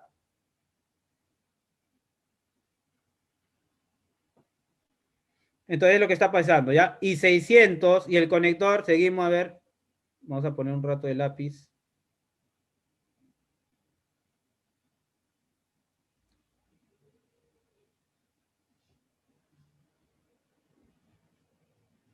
Ahí seguimos. Entonces viene la I. Ya entonces, y 600 I, y el número, miren, D abierta, la I, la E y la Z, y 10. Y nuevamente el conector, I, ¿sí? Y nuevamente vemos acá, N, la U, ¿sí? La E, miren la E de acá, ya, miren la E de acá, miren esta E de acá, y miren el trazo de acá. Ahora, aquí vamos a tener muchos problemas. Siempre vamos a tener problemas, y eso quizás algunos que ya tienen experiencia en la lectura, si es una V o una B. Entonces, la norma de transcripción, ¿qué te dice? Que a medida que uno va a ir leyendo, vamos a tener que identificar cómo es el trazo que está utilizando el señor para escribir la B y para escribir la V. Algunos llaman la B chica. Entonces, en esos momentos es donde uno hay que utilizar el criterio comparativo para ver si está utilizando la B labial para poner este número o la V. Para el caso de que estamos avanzando, esto en realidad es una B labial. Y luego lo vamos a explicar por qué, a medida que vamos leyendo las láminas que vienen. ¿Ya? Lo vamos a explicar luego por qué es lo que está pasando. ¿Ya? Y 9 años. A, N, O y S. ¿Ya? Este adorno de acá es un signo especial que te está indicando la palabra años, la tilde. La línea 4, viene un nombre, ¿ya? Viene la A, viene la N, viene la T, viene la O y viene la E, ¿sí? De esta E hay algo que no le había dicho, lo estoy escribiendo al margen. La E o la I, ¿sí? Por favor. A veces tiene el trazo como si fuera un bastón, pero un bastón al revés. Imagínense así. Es el ejemplo didáctico que yo utilizo con mis alumnos para que ellos puedan distinguir este tipo de I. Es una I como si fuera un bastón hacia arriba. Y es lo que estamos viendo acá con esta palabra. Miren la I y miren la O. Ya que es y 19 años, Antonio. El nombre de Antonio. Y el conector nuevamente, D abierta y E. Antonio D. ¿Ya? Y nuevamente el conector. Aquí tienes que comparar. Miren esta S que ya hemos trabajado, que se parece mucho a la S de 600 que está en la línea 3. Entonces, SAN, que es Antonio, el conector de los apellidos en época colonial, siempre utilizan el término de D. De D, el conector de D, y ponen SAN. Y ponen acá, ¿sí? La I, la doble L, la A y la N, ¿sí? Entonces sería de San Millán, de San Millán, Antonio de San Millán. Pero como son apellidos, vuelvo a repetir, son apellidos, tienen que ir en mayúscula. Y en los nombres también, que son nombres propios, tienen que ir en mayúscula. Así dicen las normas ortográficas que nosotros utilizamos, que son las normas del 1961. ¿Ya? Que pienso yo que son las más correctas para hacer una buena transcripción. Ahí en esas sesiones sobre las normas ortográficas, si algunos están interesados, ahí explico con mayor detalle sobre cuáles serían las mejores normas que se utilizan para la transcripción documental. ¿Ya? La línea 5, que es la L y la A, para la, hay que separar bien la palabra, la Y, la N, la F, la O, el trazo de la ZR, la MA, y miren la cedilla nuevamente, SION. Entonces estamos hablando ya de la Millán para la información y el conector I. ¿Qué más? Y viene así. Y aquí nuevamente la fórmula de las 3C. Otra de las cosas que no le había dicho de la forma, ¿no? Ya, a ver, la información, nuevamente acá, vamos a diferenciar. Aquí hay que borrar algo. Hay que borrar algo acá. Aquí ha habido una mala lectura. Y sería así, la información, aquí está la Q, aquí está la U y aquí está la E, que es la información que tiene NI, la E, la N y la E. Línea 5, hemos terminado. Vamos para la línea 6, miren acá, la O, miren la F, que es la misma F que utilizamos hoy en día, miren el trazo de la Z, que es una R, y luego viene una consonante, viene una vocal, y nuevamente, viene la C y la I, pero esta C está con una cedilla y termina en una D hacia arriba y una A, que es que tiene ofrecida y el conector, ¿sí? Y el conector nuevamente, acuérdense del conector de I de Reyes o de Mayo, la Y de Mayo, ¿ya? Y aquí hay otro trazo que hay que tener muy en cuenta. Esta es la fórmula de las 3E. L, la E y esta es la S. ¿Ya? Esta fórmula de las 3E, L, E y S, y termina en una TA. Entonces, cómo sería? Obviamente, si tú lo modernizas, sería y le está mandada, como es la palabra que vamos a leer. Pero aquí es una contracción. Aquí hay que mantenerlo junto, que es y le está junto, porque aquí no hay que modernizarla, porque al modernizarla estaríamos alterando la gráfica de la época, ya la grafía de la época, perdón. Ya, entonces hay que tener mucho cuidado. Ahora, en esta situación, vuelvo a repetir, en las clases que hemos hecho anteriormente sobre las normas de transcripción, ahí explicamos lo que es el tema de las contracciones y también hemos explicado cuando hacemos las clases de las abreviaturas sobre estas abreviaturas especiales. ¿Ya? Y sería, y le está junto, mandada, M, la A, la N, la D, la D y la A, que es mandada, y miren esa D hacia arriba, la A, y el trazo de la ZR, ¿ya?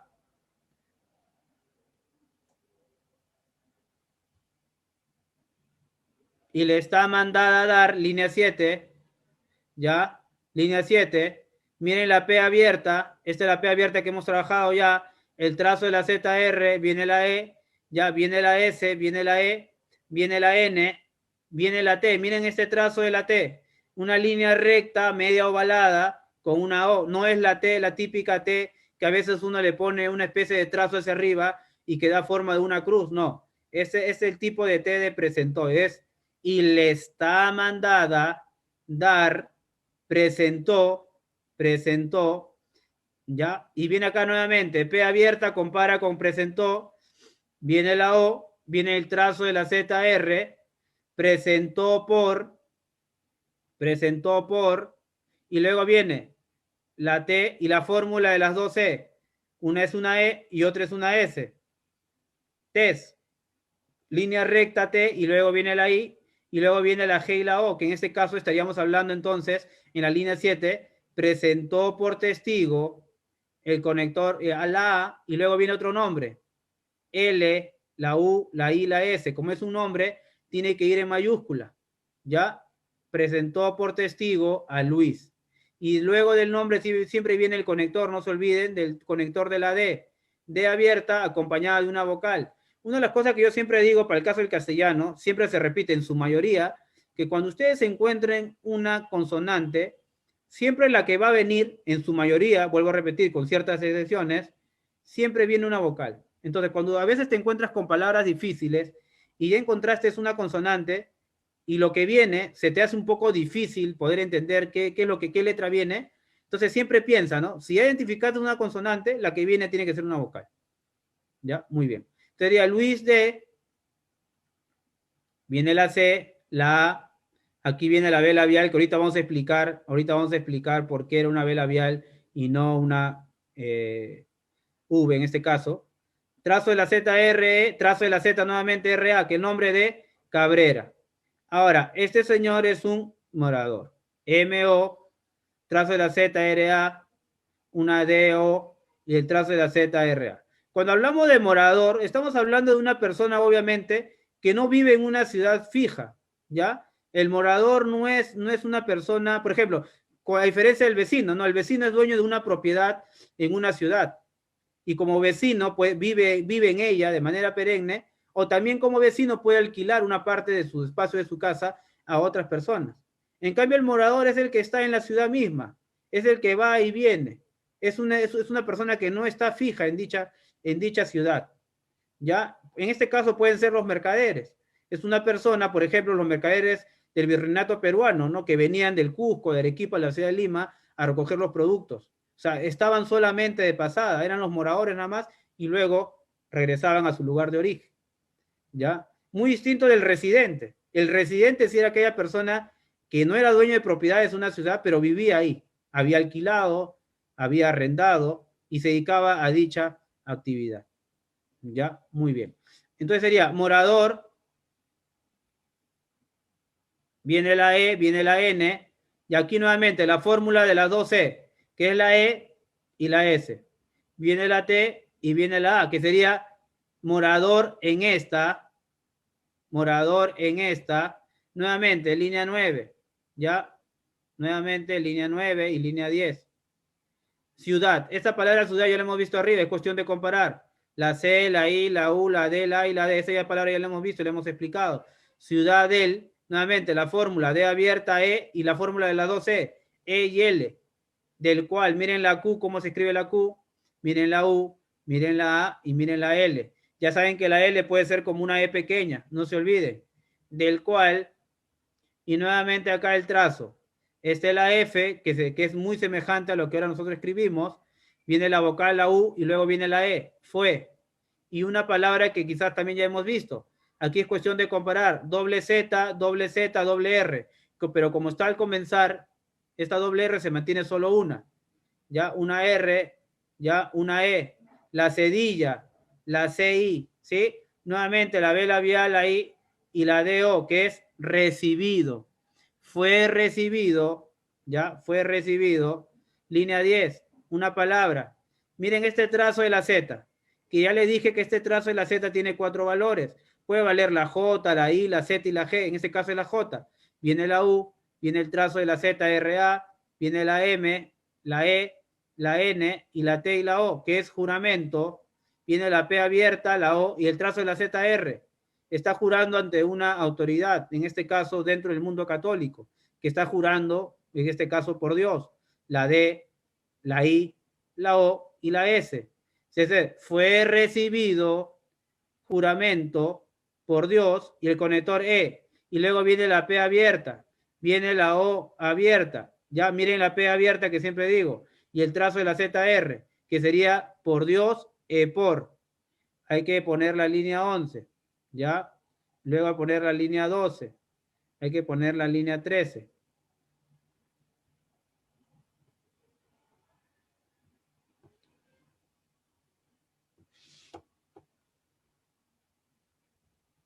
Ya, seguimos. Ya seguimos por un momento acá. A ver. Miren acá, la S, la A, la N, comparar, miren la T y la A. MA, trazo de la ZRIA, es Santa María, ¿sí?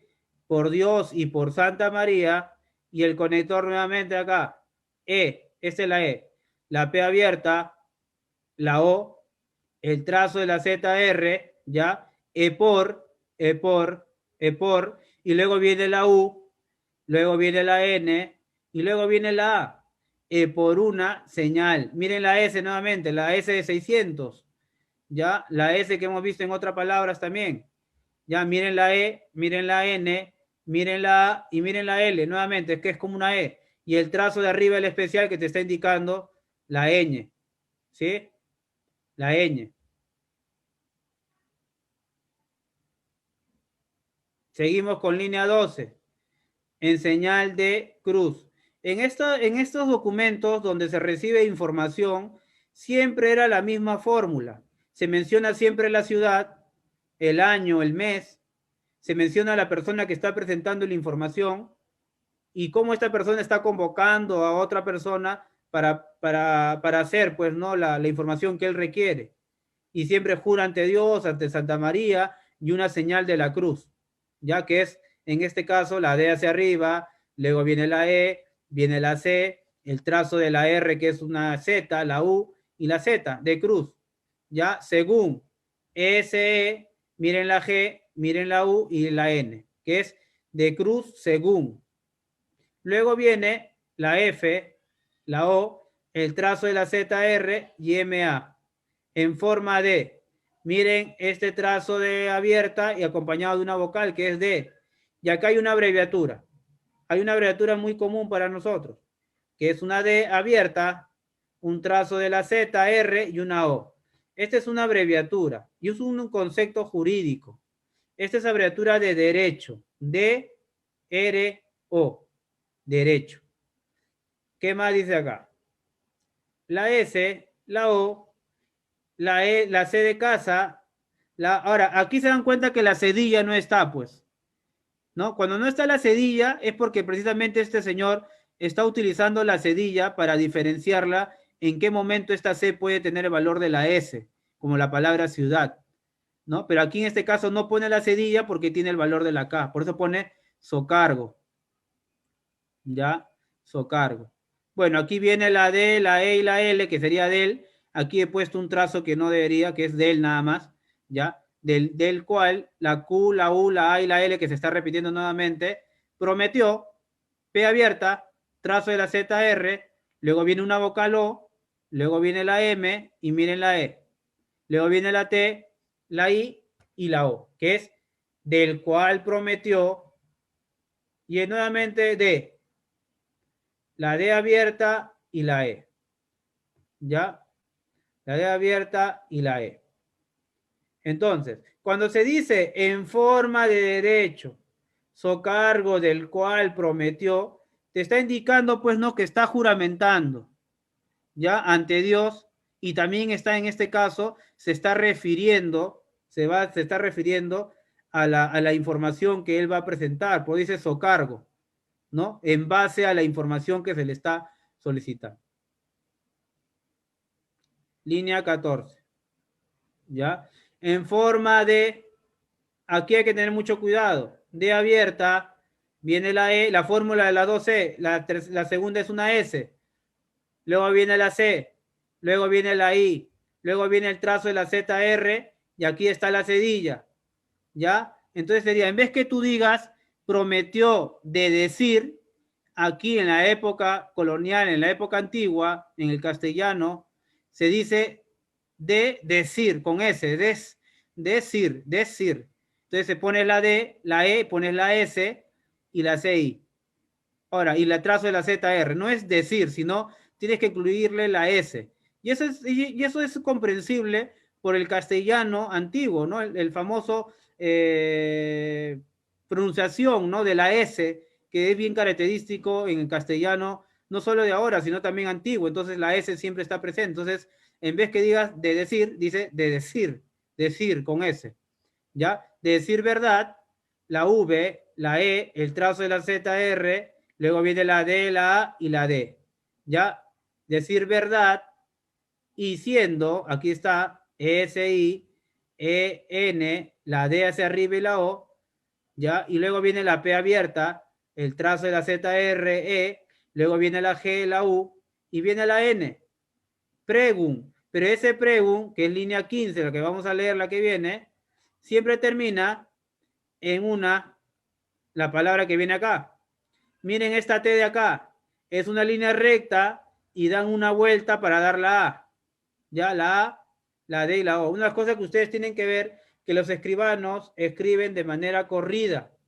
Entonces, para no parar la pluma, a veces hacen trazos hacia arriba o trazos hacia abajo y siempre le dan la forma de una E. Entonces, miren esta T, ¿no? De preguntado, que comienza en la línea 15. Baja el trazo, línea recta, y luego sube para dar la A, ¿ya? Preguntado, la P abierta, la O abierta, el trazo de la ZR, la fórmula de la 12, que es el EL, ¿ya? Y luego viene la P, la E, la D cerrada y la I, la M y la I, la E y la N, luego viene la T y la O, que es por el pedimiento, o sea, por el pedido que se le está haciendo a él para presentarse en las cortes, para presentar la información que se le está solicitando. ¿Ya? Entonces, hasta ahora, a medida que uno va leyendo, tiene que ir comprendiendo poco a poco, a través de las líneas, lo que quiere decir el documento. Porque a medida que uno va interpretando, va conociendo las letras, los está comparando, está entendiendo a los personajes, está conociendo un poco el discurso, el lenguaje, entonces ya va a ir en ese caso perfeccionando y va a ir conociendo poco a poco lo que te va a decir después.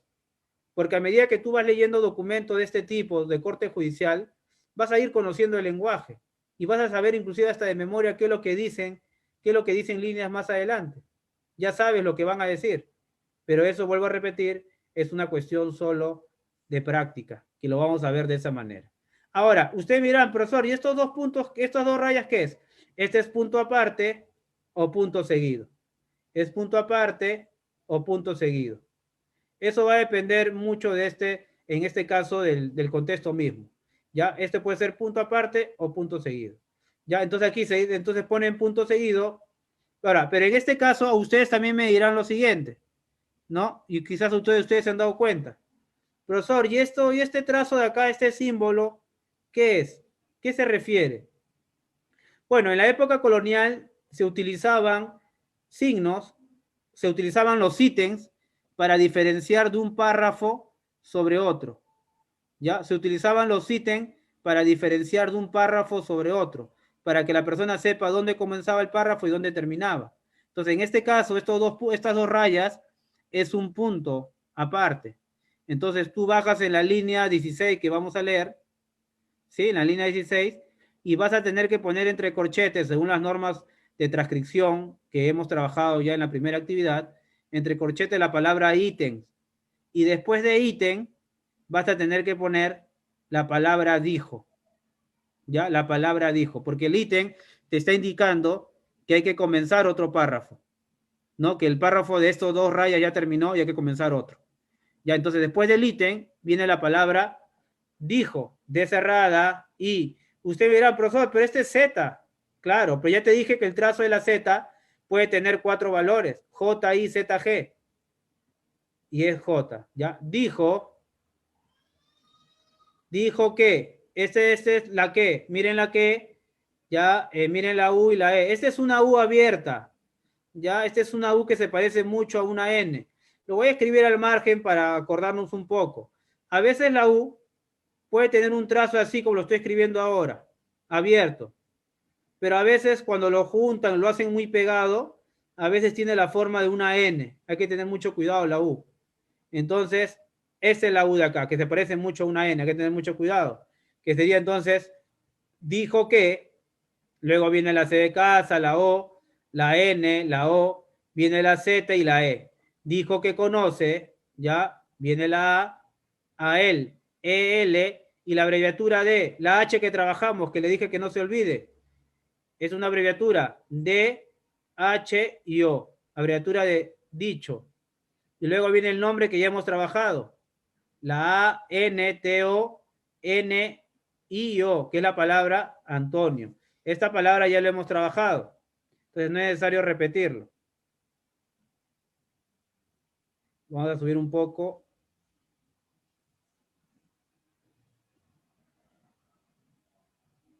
Entonces, seguimos en la línea 17, ¿sí? Nuevamente, este apellido también ya lo conocemos. D abierta, E, ya, S-A-N, la M en este caso la I, la doble L, que hemos trabajado la A y la N, que es de San Millán. Ya, de San Millán ya lo hemos visto. Nuevamente, la D abierta, la fórmula de la 2E, E y S. Aquí es una D cerrada, ya no es una D abierta, y una E que es la palabra desde. ¿Ya?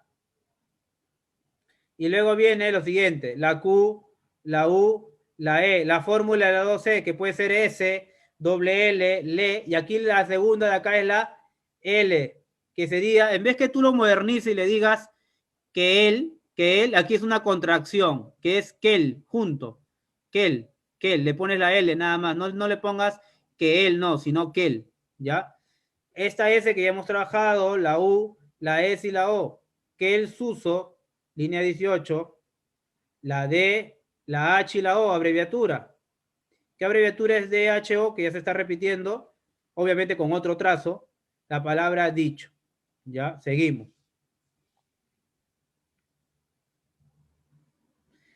Dicho, seguimos, viene la N, viene la A, miren la cedilla, la C, la I y la O, que es nació y el conector de I, miren la I, miren la C y la O, cuestión de comparar, ya lo hemos visto la N y la O también, Miren la cedilla de nació, hay que comparar C y O, ¿ya? Y O, que sería nació y conoció, el conector A, y luego viene él, a él, E y L, y tesorero, un funcionario público.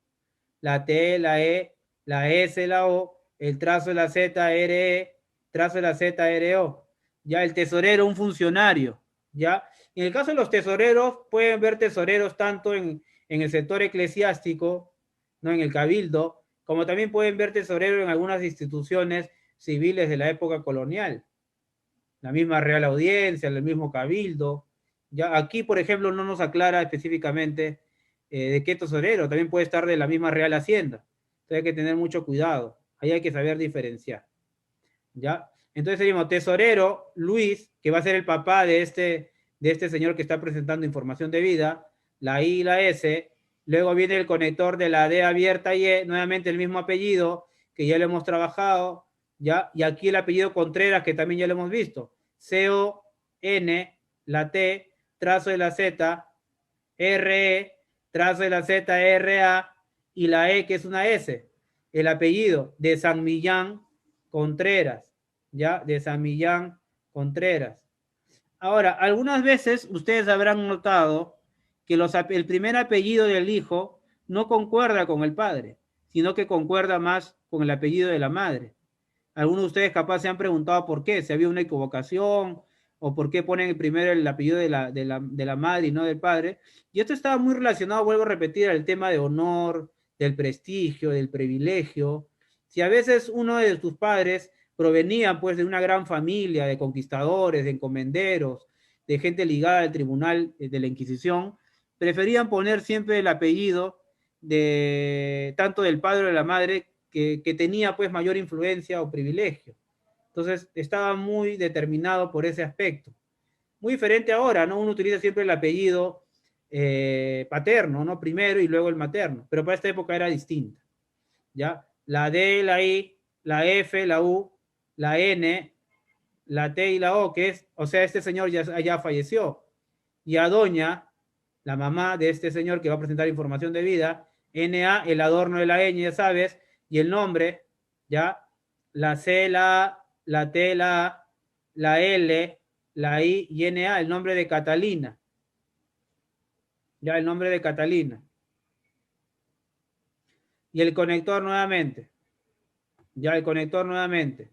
La D y la E, nuevamente aquí de Bilbao. La I y la L, y aquí nuevamente Bilbao, el apellido, la B, la A y la O. Aquí sigo diciendo que ese Bilbao, esas dos B son con la B labial. Y ahorita lo vamos a ver en las líneas que vamos a leer, donde vamos a encontrar la diferencia entre la B labial y la V. ¿Cuál es el estilo de este señor? ¿Ya? SU, quizás algunos ya lo notaron, pero igual vamos a avanzar. M, la U, la G, la E, miren el trazo de la Z pequeña KR, que es su mujer, legítima, ¿ya? LI, la G, la I, la T, la I y la MA. Cuando decían legítima, ustedes tienen que entender que eran dos personas que se habían casado, que no estaban viviendo en amancebamiento. Ya, una de las cosas que tienen que saber es que la iglesia solamente veía como legítimo, o sea, legítimo de que los padres hayan sido casados. Por lo tanto, los hijos han nacido, pues, ¿no? Bajo la administración del sacramento del matrimonio. Entonces era en una sociedad que se basaba mucho en los prejuicios, ¿no? Si esta persona había sido un hijo ilegítimo, cuyos padres no se habían casado porque había surgido producto del adulterio del padre, entonces tenía menos opciones de ocupar el cargo político u otros cargos de corte eclesiástico en la sociedad colonial. Entonces se manejaba mucho de estos aspectos, étnicos también. Seguimos. AN, SI, SMIS, línea 22, ya que sería ansí mismo difunta. Así como el padre está difunto, ella también está difunta, ¿ya? DI, FU, N y TA, difunta. Y siempre, como dice la norma, MA, trazo la ZRI y DO. Esa D está hacia arriba. Marido y el conector. MU, esta palabra que estamos leyendo, lo hemos visto en la línea 21, arriba, donde decía Bilbao, su mujer. La G y la E y el trazo de la ZR. No está abreviado. Ojo, está completo, sino que le han dado otro trazo distinto. ¿Ya? Pero no está abreviado. Seguimos con línea 23. La palabra L, I, la GI, la TI, MO y S, que es legítimos. Quiere decir que son casados. ¿Ya? Viene L o S, viene cuáles. La Q, la U, la A, el trazo de las tres C, que es L, E y S, los cuales, y aquí vamos a diferenciar lo que ya había dicho. S, A, y miren la V, el trazo de la U. Para este señor la V tiene el trazo de la U. Entonces aquí es donde hay que comparar si es una V labial o una V. Porque aquí no hay que ponerle, pues, o modernizar la palabra tal como una palabra debería ir. Entonces hay que tener mucho cuidado. Cuando uno transcribe hay que tratar de respetar la grafía que se utilizó para aquella época al poner esta palabra. Por más que a ti te parezca que es erróneo, está mal escrito, no debería ir con esa consonante, con esa vocal, el documento está escrito así y no puedes alterarlo. Hay que tener mucho cuidado, por favor. Pues una de las cosas que cometen a veces mis alumnos es que cuando transcriben, ellos modernizan, piensan, transcriben pensando en el siglo XXI, pero no transcriben pensando en la época en la cual fue escrito el documento. Obviamente la experiencia misma te va a permitir a ti distinguir si la palabra está correcta o no, pero eso va a ser la misma práctica. ¿Ya? La E y la S y la TE, las cuales sabe esta abreviatura ya lo hemos visto al margen, la TO, que es testigo, ¿ya? Testigo, vamos a ver con línea 24, ¿ya? Y que nuevamente, la Q, de la U, que es como una N, acuérdense la E, que fueron FU, E, el trazo de la Z, R, O, N, que fueron tales, ¿sí? La T, la A, la fórmula de las tres C, L, E y S. ¿Ya? Luego viene MA, trazo de la Z, R, I y la DO, que es como tales, marido, y nuevamente la palabra, mujer, MU, la G y trazo de la ZR. Seguimos con la línea 25. Se han dado cuenta que a medida que vayamos leyendo, vayamos interpretando la lectura, vayamos comparando cada consonante o cada letra, se nos hace un poco más fácil, ¿ya? Se nos hace un poco más fácil poder entender de lo que estamos leyendo ahorita avanzando. Es la única forma. CA, SA, la DO y el conector E. La palabra velados, que quiere decir es un término que se utiliza mucho cuando se administra el santo sacramento del matrimonio, velados. Ya es nuevamente aquí la B labial, ya sabemos por qué. La E, la L, la D hacia arriba, la O y la S, casado y velados, según, ya S, la G, la U y la N, la O, el trazo de la ZR, la D cerrada, la E y la N, que es según orden. Según orden. Luego viene la línea 26. De la D cerrada y la E, la L y la A. ¿Sí? Y ahí miren, la palabra que habíamos visto arriba, la palabra santa, aquí ya lo varían. S-A, N, la T y ponen H. Esta H que se parece a un número 5. Es otro estilo, otra forma de escribir para el 16 y 17, este tipo de H, que a veces tiene la forma de un número 5, ¿ya? De la Santa Madre, M-A, la D cerrada, el trazo de la Z-R-E, Santa Madre, Iglesia, que es la I, la G, la L y la E, ¿ya? Y miren la S nuevamente, y la CIA. Una de las cosas que yo siempre digo, cuando lo estoy poniendo al margen, es este trazo de acá, que es la S, ¿no? Y tiene varios valores que ya hemos explicado. H, P, L, G. Este modelo que yo te doy, como yo mismo lo estoy repitiendo, solamente es modelo. Porque este trazo puede estar así también. A veces este trazo puede estar bien pegado, con una cola. Entonces, son modelos, pero tienen casi el mismo trazo, el mismo sentido. Ya no tengan por favor mucho cuidado en eso. Miren la palabra iglesia, cómo está echado. Y lo voy a escribir nuevamente al margen. Tiene el mismo trazo, con la diferencia que está echado. El otro ejemplo de acá está de manera perpendicular. ¿Ya? Ya, iglesia por P, la O y el trazo de la ZR. ¿Ya? Y luego viene número 27.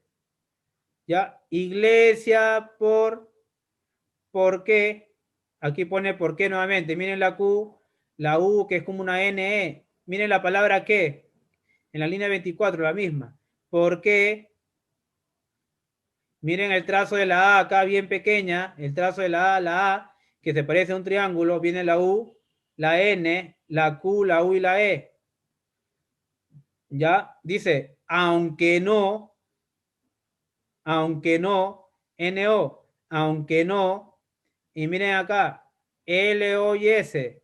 Nuevamente, miren este trazo de la S echado. Aunque no los vio, miren la V, la I y la O. Aunque no los vio, cazar. CA, SA y el trazo de la ZR nuevamente. Ni, NI, y nuevamente la B labial y la E. Nuevamente, línea de abajo, línea 28. Línea 28. Nivelar, LA, trazo de la ZR. ¿Ya? Lesbió, LES. ¿Ya? Lesbió. A ver, vamos a ver un poco de la lámina. Un favor.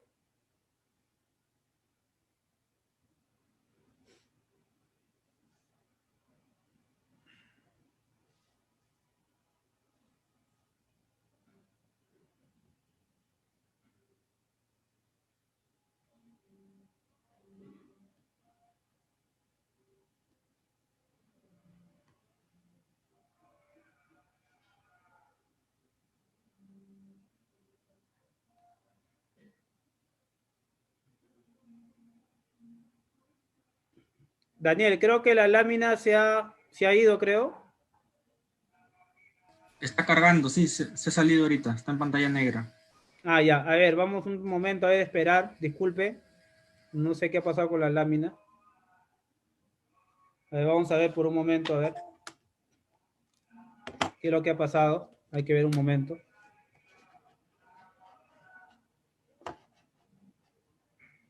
Pero está cargando, ¿no, Daniel? Disculpa. Sí, Jimmy, está cargando.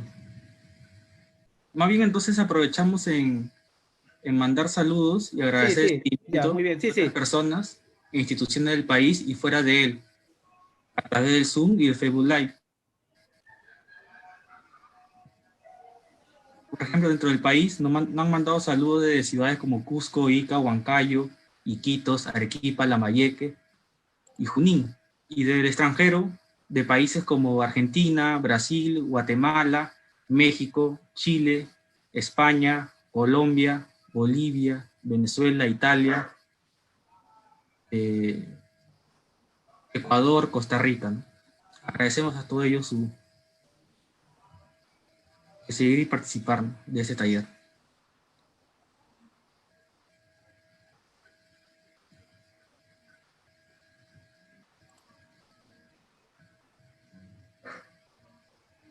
A ver, Daniel, mientras que yo voy, porque ya prácticamente la lámina, yo ya lo estaba acabando, hasta que se arregle este tema, porque solamente es cuestión de explicar unas cuantas líneas, me gustaría escuchar quizás algunas consultas o preguntas que has podido recoger, pues, ¿no?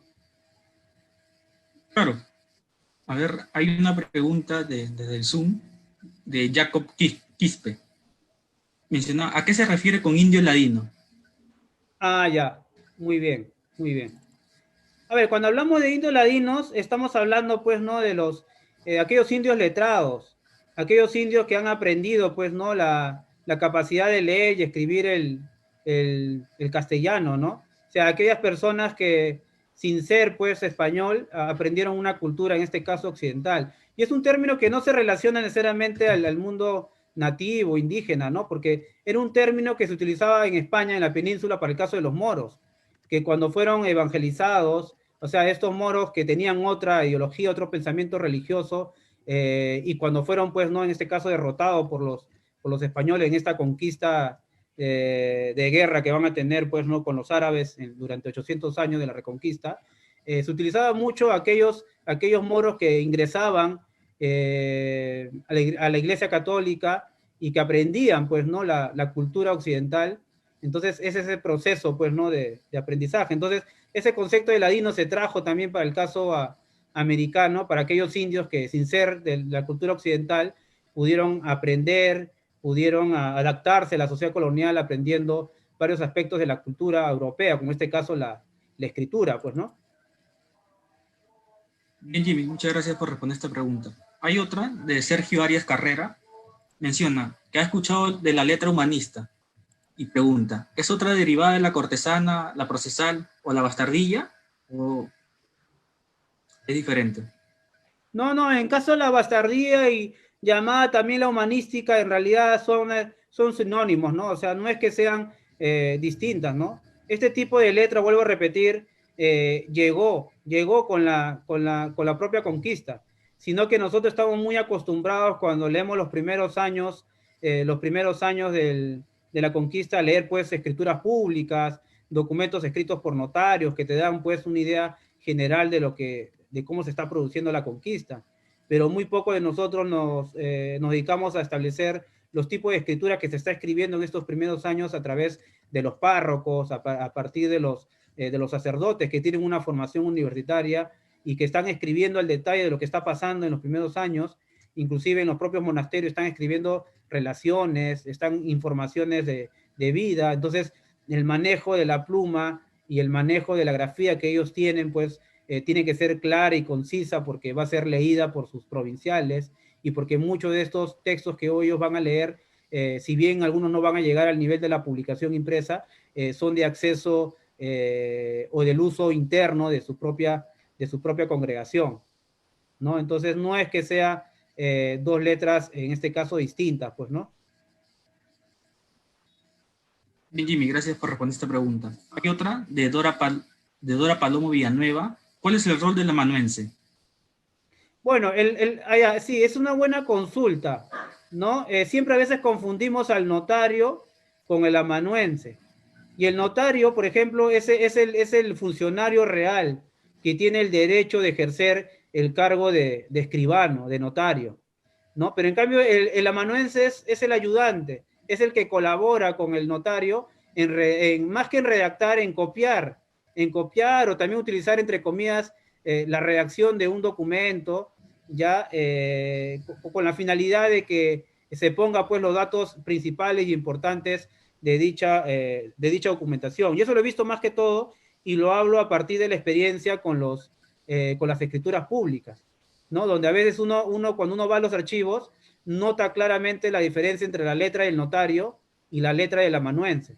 Entonces hay que entender en una sociedad como la de Lima, por ejemplo, o los centros urbanísticos más importantes del virreinato, y seguro va a pasar para México, para Ecuador y otros países actuales, donde es una sociedad concurrida, donde hay mucho comercio y donde todo se está validando a través de un documento.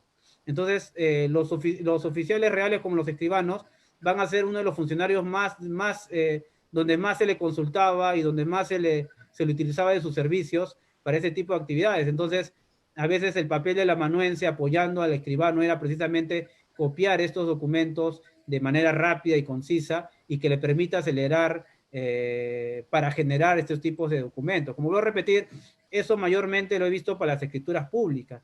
Quizás este tipo de práctica se puede ver también para otras instituciones. Cuando uno lee, por ejemplo, documentos de la Real Audiencia de Lima o de la Compañía de Jesús, ven copias o traslados de documentos originales que ya no existen, pero que se hicieron o se adjuntaron en un proceso judicial. Y ahí se ve, pues, obviamente que hay un escribano que está validando el documento, pero difiere mucho con la letra de la persona que ha copiado el documento en base a un original, que es el caso del amanuense, pues, ¿no? Bien, Jimmy, ya nos vamos acercando al final del taller. Hay varias preguntas, tanto de Brian Alcázar como Lucía Chauca y otros participantes, en función a las normas archivísticas para transcribir documentos. Que nos comentes alguna bibliografía o sugieras alguna bibliografía a consultarnos para que ellos también puedan y seguir empapándose de este tema. Ah, ya, muy bien.